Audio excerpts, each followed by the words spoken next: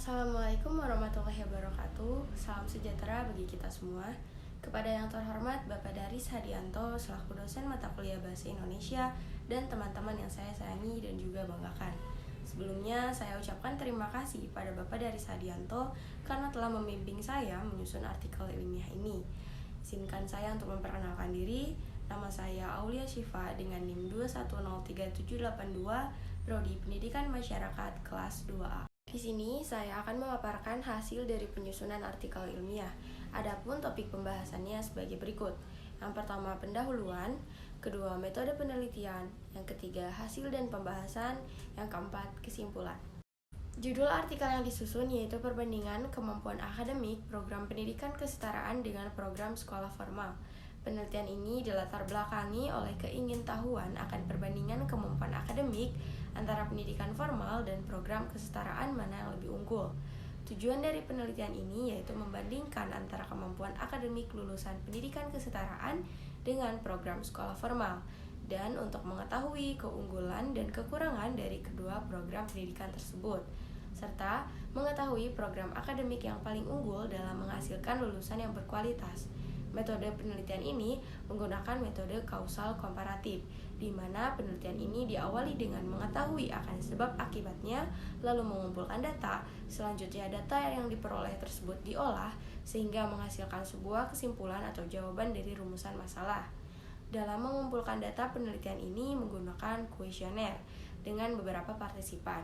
Hasilnya dapat disimpulkan bahwasanya kemampuan akademik seseorang dipengaruhi oleh mereka sendiri dan menyesuaikan dengan kemampuan dasar yang ia punya sebelumnya. Kemampuan akademik merupakan suatu hasil dari proses pembelajaran berupa pengetahuan dan keterampilan siswa yang lebih komprehensif dan dapat dijadikan sebagai pegangan ilmu ke depannya. Kemampuan ini dapat diperoleh dari program pendidikan formal atau lembaga sekolah dan bisa juga dengan mengikuti program kesetaraan seperti paket A yang setara dengan SD, B setara dengan SMP, dan C setara dengan SMA. Kemampuan akademik ini merupakan hal yang alami. Tiap peserta didik dapat berbeda-beda tingkatan pengetahuannya sesuai dengan pemahaman yang ia tangkap. Sesuai dengan data Kemendikbud mencatat 157.000 siswa jenjang SD hingga SMA putus sekolah pada tahun 2019 sampai 2020. Hingga kini pun masih ada beberapa kasus anak atau peserta didik yang putus sekolah dikarenakan beberapa faktor seperti kesenjangan ekonomi, menganggap bahwa pendidikan tidak terlalu penting, faktor pergaulan sekitar yang tidak mendorong semangat belajar, dan sebagainya. Sehingga beberapa masyarakat memilih untuk melanjutkan sekolah dengan mengikuti program kejar paket atau pendidikan kesetaraan. Pendidikan kesetaraan ini merupakan second choice masyarakat untuk mendapatkan pendidikan selain di lembaga formal. Sebagian masyarakat memilih untuk melanjutkan sekolah dengan program kesetaraan karena beberapa faktor, seperti ekonomi, kesempatan, dan juga waktu. Untuk itu, lahirnya pendidikan kesetaraan ini sebagai penyempurnaan kepincangan pendidikan yang tidak merata dan menjadi strategi pendukung untuk mensukseskan program pendidikan wajib belajar selama 12 tahun. Sedangkan pendidikan formal memang menjadi pilihan pertama di masyarakat karena secara umum pendidikan formal merupakan kewajiban yang harus dilakukan oleh tiap individu dan telah diatur dalam Undang-Undang tahun 2003 pasal 1 ayat 2.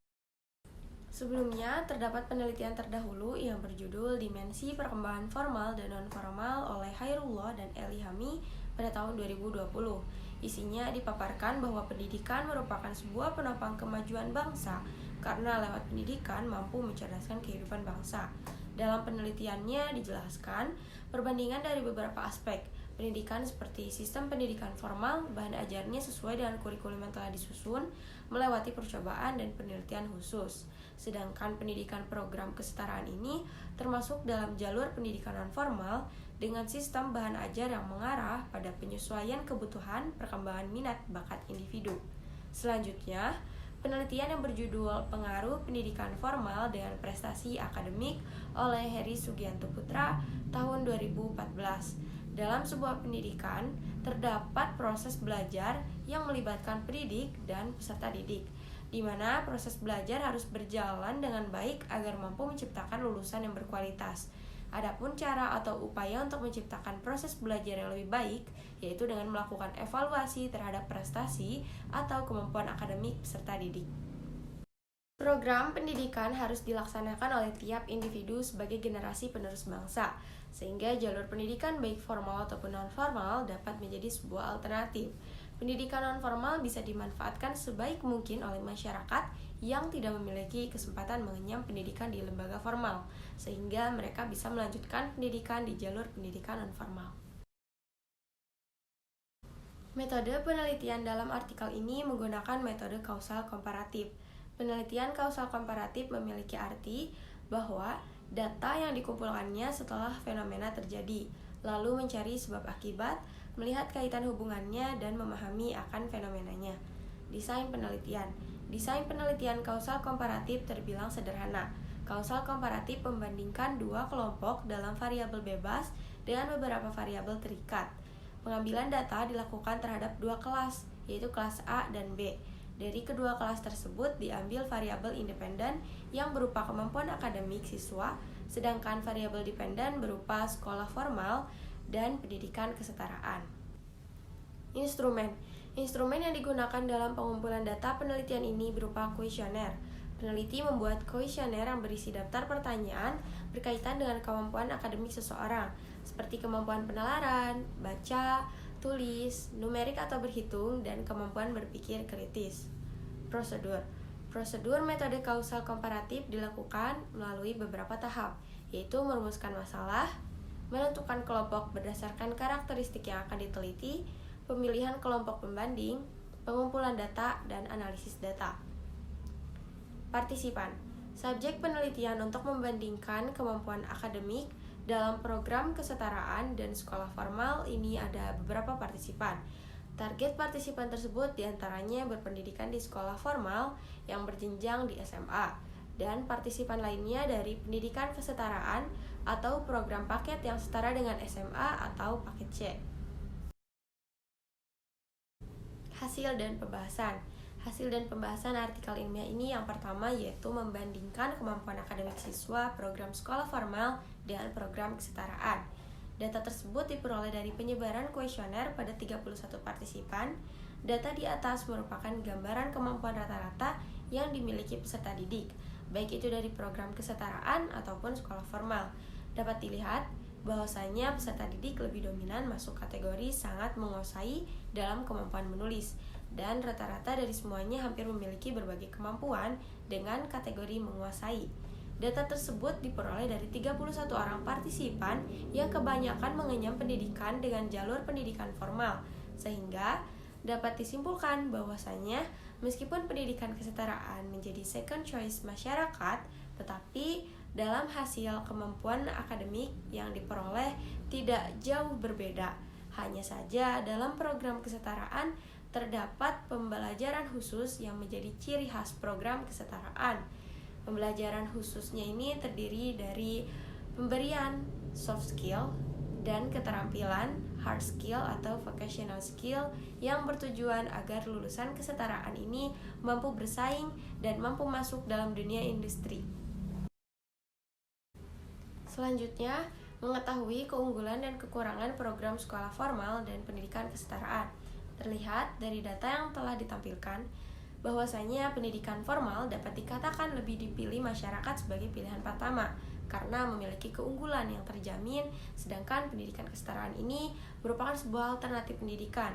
Kekurangan dari kedua program tersebut dapat diatasi dengan melakukan pengembangan dan perbaikan aspek-aspek dalam pembelajarannya. Untuk mengetahui program akademik yang paling unggul untuk menghasilkan lulusan yang berkualitas, dapat langsung terlihat dari diagram. Pendidikan formal merupakan pilihan pertama masyarakat untuk mengenyam pendidikan.